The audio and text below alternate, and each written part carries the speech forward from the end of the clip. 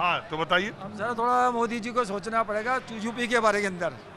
ये यूपी में इलेक्शन आ रहे हैं 27 के अंदर, इसका असर यूपी के इलेक्शन 100% पड़ेगा सर इसमें। कुछ बच्चों का जो ये वो आज बच्चों पे लाठियां चलाई हैं। अच्छा, ये जेएनजी का जो आंदोलन था, धर्मेंद्र प्रधान का इस्तीफा उन्होंने दिया, क्या ऐसा तो नहीं कि इन चुनावों पर इसका असर पड़ जाएगा, निगेटिव इफेक्ट आएगा, उसकी वजह से दिया था, या आपको मालूम लगता है कि? लेकिन जेएनजी तो किसी पार्टी के तरफ है नहीं। जैन जी तो किसी पार्टी का नहीं है, ये जैन जी तो अपना हक मांग रहे थे जी। जो जैन जी के साथ अन्याय हो रहा था वो अपने हक के लिए लड़ रहे थे। लेकिन कुछ बच्चों ने गलती की है, उसकी मैं एग्री करता हूँ। जो बच्चों ने वो थोड़ी जो छोटे बच्चों ने गलती की है, लैंग्वेज थोड़ी इनको ऐसी भाषा नहीं बोलनी चाहिए थी। हाँ बताइए। सर जैन जी किसी के पक्ष में नहीं, ये तो मान ले, लेकिन जैन जी किसी के विपक्ष में तो है। अब जिनके विपक्ष में है, जिनके खिलाफ वो ये भी मैं नहीं मानता। ना ना ना ना ना ना ना ना, आप ये ना मानिए कि जैन जी ने मेरी बात सुनिए, एक मेरी बात सुनिए।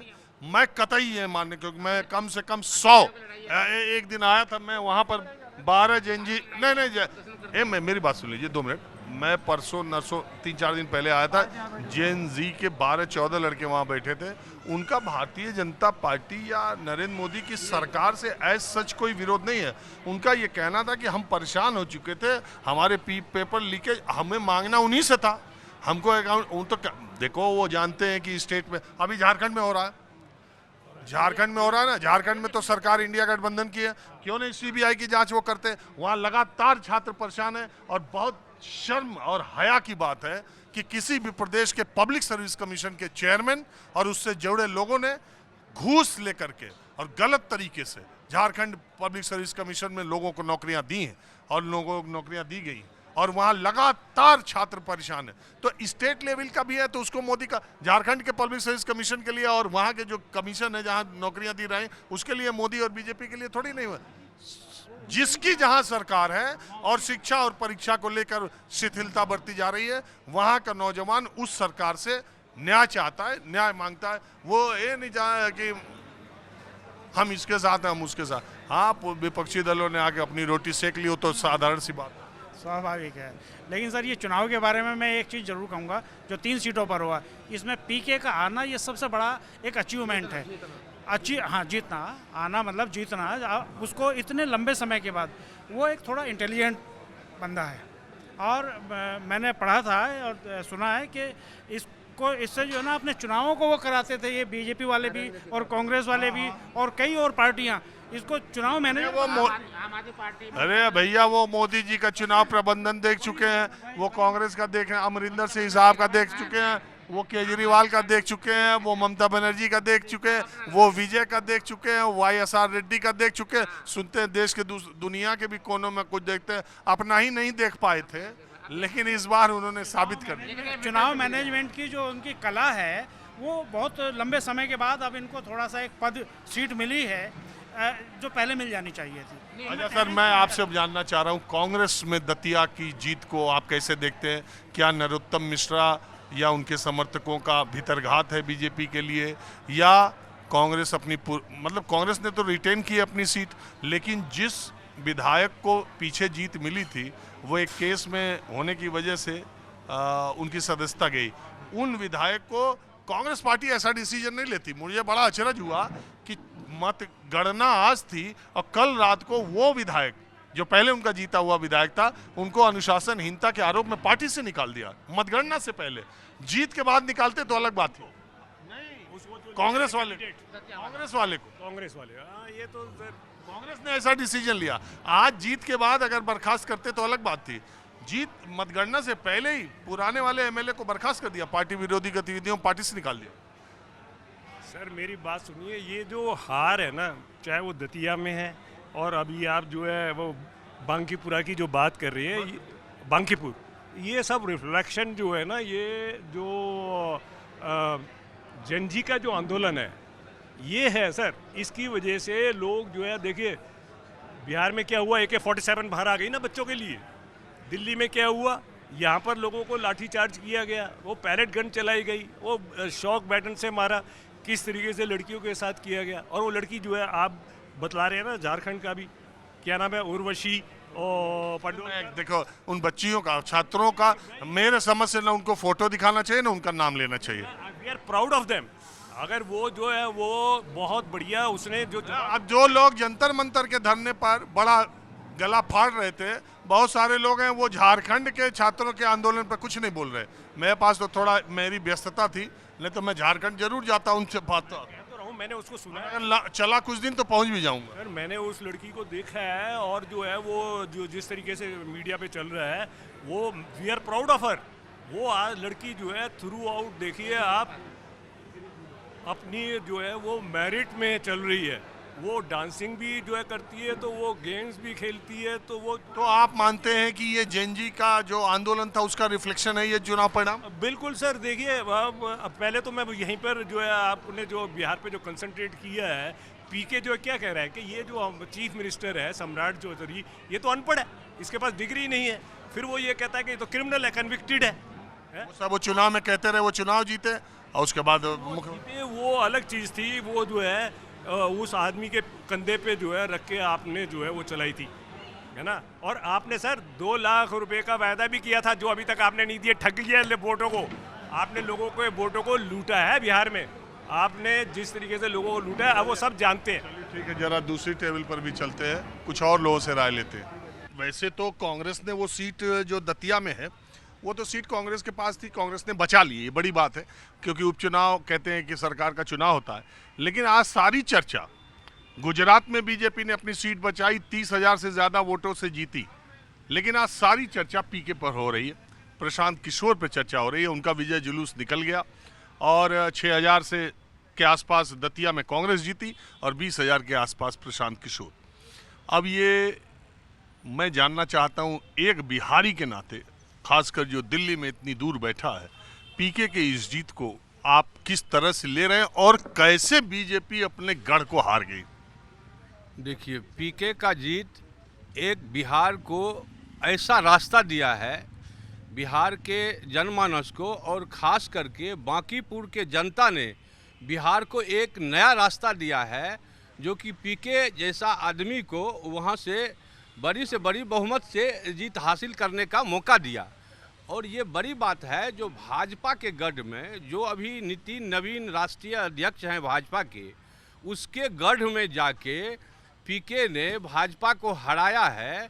ये बड़ी बात होती है। जीता हुआ सीट भाजपा से छीना गया है उपचुनाव में। नहीं, इसका कारण आप क्या मानते हैं? कारण यही मानते हैं जो भाजपा का जो चाल चरित्र और सारा चीज़ है अब धीरे धीरे निखरता जा रहा है। वो तो पहले ही चुनाव में यदि 10,000 अभी तक बीजेपी का वहाँ पर जो सरकार है वो अगले 5 साल हैं, 25 से 30 तक तो कोई उसमें बीजेपी या जेडीयू के गठबंधन में सब मामला फिट है। ये एक सीट जीत के पीके क्या कर लेंगे?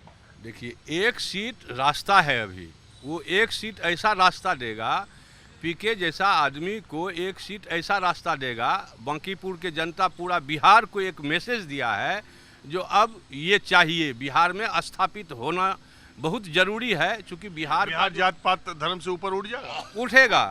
नई राजनीति शुरुआत हो गई है बांकीपुर से, और इसमें आप देखिए सब तबका का वोट पीके को मिला है। तो सबका मिला है। ये बड़ी बात होती है। जो आरजेडी का गढ़ भी माना जाता था वो वहाँ यादव भाई भी बढ़ चढ़ के हिस्सा लिए हैं और सभी कास्ट के लोग जो है आरजेडी को 40-45 हज़ार वोट मिला था पिछली बार। लेकिन मैं आपसे ये जानना चाह रहा हूँ कि ये जो पीके है वो बीजेपी एनडीए से ज़्यादा आरजेडी के लिए खतरे की घंटी है क्या? विपक्ष के तौर पर पीके अकेले रह करके भी, वैसे भी इनके कोई इतना तो सांसद विधायक तो है नहीं, 24-25 विधायक ही हैं। नहीं, एक ही है, मान लीजिए एक ही है, लेकिन सदन में यदि रहे। आरजेडी के लिए पीके ज़्यादा खतरा है? नहीं, आरजेडी से ज़्यादा बीजेपी के लिए खतरा है। ऐसा नहीं है, जो आरजेडी के लिए भी खतरा है, लेकिन बीजेपी के लिए भी बहुत बड़ा खतरा है। और ये मैसेज है, ये एक मैसेज है जो हाल इतने दिन में चुनाव जस्ट सरकार बना है, कोई ज़्यादा दिन तो हुआ नहीं है, और सम्राट चौधरी ऐसे मुख्यमंत्री वहाँ बने हैं जो सब विदित है, सर्वविदित है, जो क्रिमिनल मैंडेट है, वो मतलब अभियुक्त रहा है, जेल में रहा है, सारी बातें हैं, न पढ़ा लिखा है न कुछ है। भाजपा को वही एक केवल चेहरा मिला था। नीतीश कुमार का तो राजनीति खत्म हो गया, जिस नीतीश के बल पर भाजपा ने चुनाव जीता, लेकिन नीतीश को बैकफुट पर डाल दिया। अब वो तो तबीयत खराब हो, तबीयत क्या खराब होगा, दूसरा बात है। देखिए, भाजपा सब जगह समेटना चाहती है, वो दूसरा हिसाब करना चाहती है। ये राजनीति अब जो है ना बहुत बड़ा घिनौना राजनीति हो चुका है, क्योंकि ये दलगत राजनीति में पढ़ के जो है ना बड़ा मुश्किल हो जा रहा है। और ख़ास करके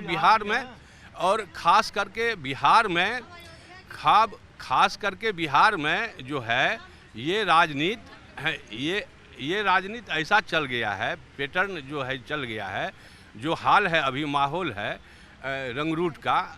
जो सम्राट चौधरी का सरकार है, सम्राट चौधरी का जो सरकार है वो फेलियर सरकार माना जा रहा है, समझ गए। सम्राट चौधरी का सरकार फेलियर सरकार माना जा रहा है। आप क्या मानते पंडित जी, ये जो अभी बिहार से ना?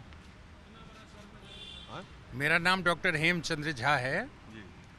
हम बिहार के मधुबनी से ताल्लुक़ रखने वाले हैं और जिस मधुबनी लोकसभा सीट से 5 बार भोगेंद्र झा और 1 बार चतुरानंद मिश्रा जो जीतने के बाद कृषि मंत्री हुए थे, केंद्रीय कृषि मंत्री, उस सीट से हमने भी सीपीआई के टिकट पर वहाँ से पार्लियामेंट फाइट किया हूँ पहले। और अभी जो बिहार का पॉलिटिकल सिचुएशन है, जो सिनेरियो है, वो बिहार की जनता इस विधानसभा जो लास्ट विधानसभा चुनाव हुआ है, उस विधानसभा चुनाव के बाद बिहार की जनता अपने आप को ठगा हुआ महसूस करता है। क्योंकि जिस नीतीश के नाम पर बिहार की जनता वहाँ एक बार फिर नीतीश 25 से 30 फिर नीतीश इस नारा को तुरंत होने के बाद जो देश के मानचित्र पर अपने आप को सर्वोपरि सबसे ऊपर रखने वाले हैं, वो इस तरह से जो सिनेरियो वहाँ पैदा किया है, उसके बाद बिहार में एक असंतोष की लहर है। लोगों के अंदर जो नफरत की राजनीति पूरे देश के पैमाने पर अभी चलाया जा रहा है और ये छोटे चुनाव से इतना बड़ा संदेश निकल रहा है, बहुत बड़ा संदेश निकल रहा है। और ये सबसे बड़ा एक ताज़ा जो अभी जंतर मंतर का जो लड़ाई है, वो जंतर मंतर का प्रभाव भी अभी इस विधानसभा चुनाव पर देखने को मिला है। नौजवानों का आक्रोश, नौजवानों का जो उम्मीद भारतीय जनता पार्टी से या देश के एनडीए सरकार से जो था, वो धीरे धीरे घटता जा रहा है। और इस स्थिति में वहाँ बिहार के अंदर जो स्थिति है, वो इस गुस्सा का यह रिजल्ट है और इस रिजल्ट के माध्यम से बिहार अपना संदेश देना चाहता है। ठीक ठीक ठीक। चलिए, आप सीपीआई के हैं, आप कहाँ की हैं? नहीं, हम तो अयोध्या के हैं। हाँ?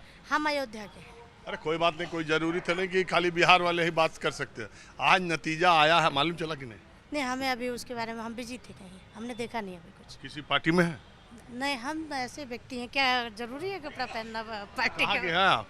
हम अयोध्या से हैं, पीछे अरे दिल्ली में। अयोध्या तो पूरा आप देख रहे हैं, संसद में अयोध्या मंदिर दान, या ये उत्तर प्रदेश के विधानसभा में आज जो चुनाव हुआ था एक बांकीपुर का, हम आपको ऐसे बता दे रहे हैं, राष्ट्रीय अध्यक्ष जो नितिन नवीन बनाए गए हैं बीजेपी के, वो पहले विधायक थे, तो वो सीट जो छोड़े हैं और वहाँ पर चुनाव हुआ, प्रशांत किशोर पीके जो जनसुराज वाले हैं, वो जीत के बीजेपी हार गई।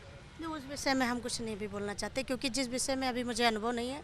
अच्छा, अयोध्या के विषय में कुछ बोलेंगे? क्या मैं अयोध्या के विषय में बोलूं? मैं तो बस इतना ही कहना चाहती हूं कि जो सदन में पप्पू यादव जैसे लोग ये गंद फैला रहे हैं, ये मतलब एक तरीके से घृणित मानसिकता को दर्शा रहा है।